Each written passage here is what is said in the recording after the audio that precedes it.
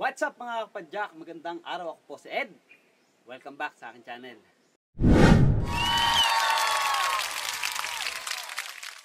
For today's video, ipapakita ko sa inyo paano magpalit ng pedals at kung paano madaling tandaan kung saan ba yung way nito. Minsan pag nagbabaklas tayo ng pedals, hindi natin alam kung saan ipoposisyon yung tools. Kaya kadalasan nasisira yung tools mismo or mismo yung pedal. Nasisira, hindi na kasya or maluwag na yung Allen wrench natin. Ang tendency, hindi na natin mabaklas. Laging tatandaan yung sizes or yung sukat ng tools na ginagamit ninyo para hindi masira. Kung makikita ninyo, nandito ako sa drive side ng bike. So, napakadali lang tandaan para hindi ka malito or hindi mabilog yung mga tools mo mismo or mismo yung pedal mo.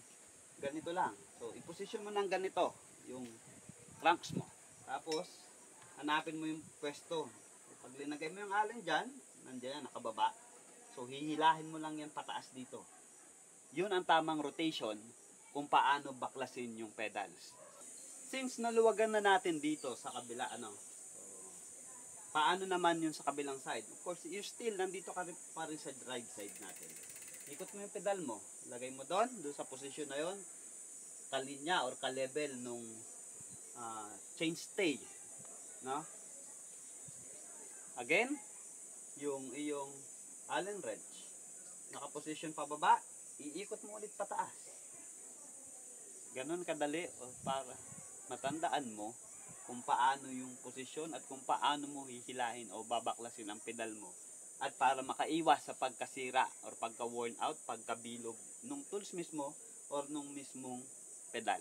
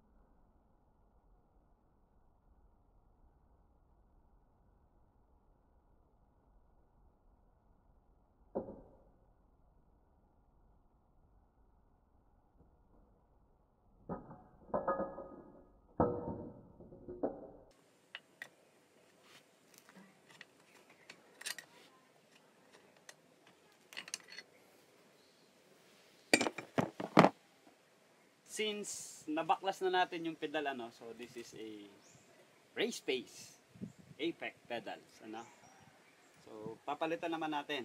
Flat pedals ito. So ang ipapalit ko naman ngayon ay yung clipless di Shimano.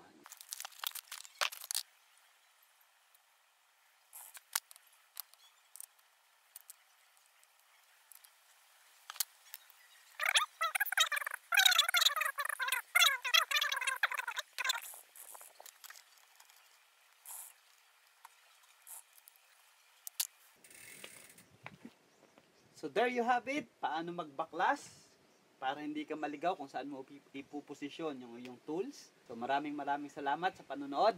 Ride safe po tayong lahat.